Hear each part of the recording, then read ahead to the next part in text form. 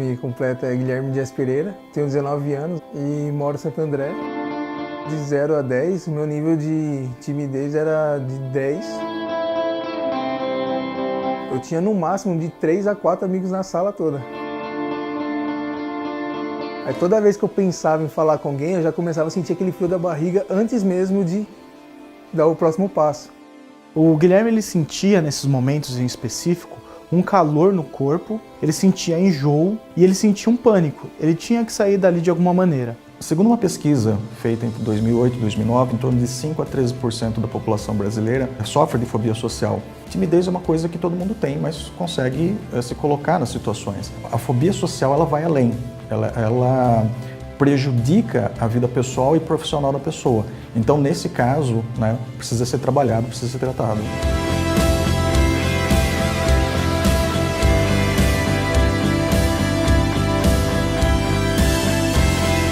Eu conheço o Guilherme há 13 anos, ele tinha essa timidez de não só de falar em público, mas de falar pessoalmente com alguém mesmo. Eu acredito que essa timidez começou a atrapalhar ele na vida profissional mesmo. O Guilherme queria resolver esses problemas porque ele se colocou numa situação de vendas, mas a timidez começou a bloquear ele de algumas maneiras que pelo menos nesse serviço ele não estava conseguindo ter o desenvolvimento que ele gostaria.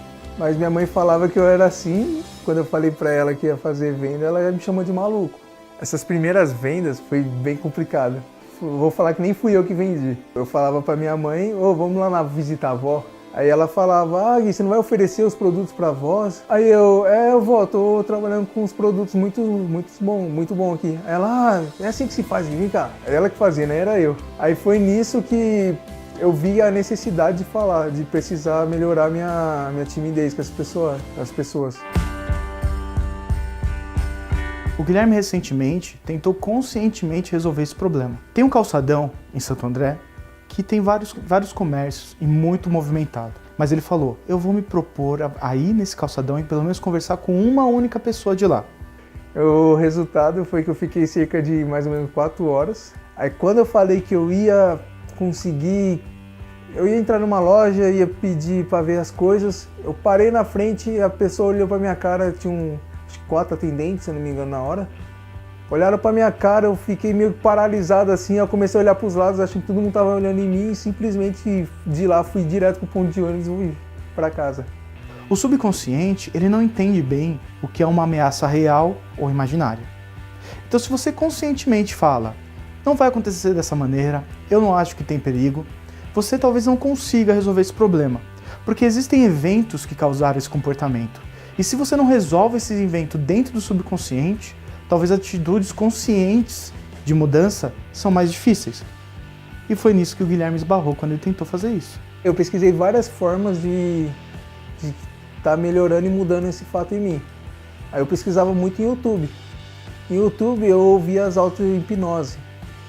Aí eu já fui conhecendo um pouco da hipnose aí. A hipnose ela foi regulamentada pelo Conselho de Psicologia no ano 2000. Particularmente, eu acredito que o método mais eficiente para intervenção em psicoterapia é uma técnica extremamente poderosa e que produz resultados muito bons num curto espaço de tempo. A gente não tratou a timidez, porque a gente entende que essa timidez é causada por alguma coisa além disso.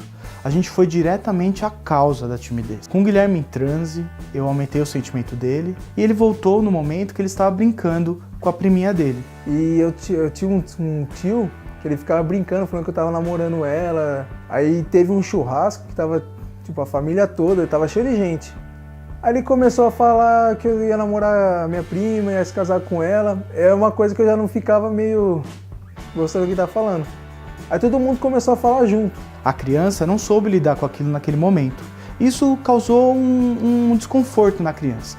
Esse evento isolado não causaria o comportamento dele, mas foi reforçado por diversos outros momentos, como brigas nas escolas, exposições que ele teve depois, e isso criou um trauma em si.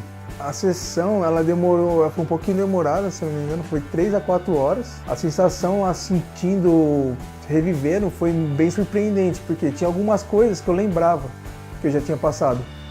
Mas tinha algumas experiências que eu não lembrava de jeito nenhum, e eu consegui rever elas e ressentir o sentimento que eu estava sentindo. Eu mesmo, quando eu ia apresentar trabalho, eu ficava às vezes com a cara vermelha de queimando, queria sair de lá o mais rápido possível. E teve certos momentos que eu passei aqui na hipnose e eu tava sentindo a mesma coisa. Utilizamos o protocolo Omni com o Guilherme e ele saiu bem cansado da sessão. Ele falou que chegou em casa, dormiu, mas quando ele acordou ele se sentiu leve, com a cabeça leve, como se ele tivesse tirado alguma coisa dele. Então, o momento que eu entendi que o Guilherme estava conseguindo alguma evolução na hipnoterapia foi quando a gente foi a um evento da empresa e a gente estava esperando um amigo nosso para sentar junto com a gente e eu falei que o amigo nosso estava lá do outro lado do evento. E ele começou a acenar pro cara, meio que dançar, acompanhar a música, assim. E nem era o cara, sabe? Ali que eu entendi que estava fazendo sentido e que estava fazendo uma mudança boa para ele. Mas a prova final seria o Calçadão de Santo André.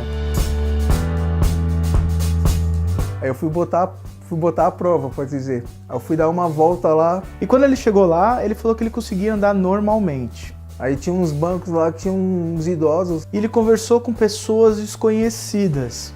Ele puxou papo com pessoas desconhecidas. Deu certo uma alegria, porque é uma coisa que eu não estava conseguindo fazer antes. E toda vez que você faz algo que você não consegue, eu acho que todo mundo se sente alegre. Então me deu bastante alegria e deu mais vontade, mais energia e mais ânimo, né, para continuar fazendo. E ali ele sentiu como que mudou. Ele podia andar livremente, ele podia conversar com as pessoas que ele quisesse. Como eu me senti com isso? Realizado. A gente como terapeuta, a gente está nessa para ajudar as pessoas, para cada vez mais melhorar a vida das pessoas.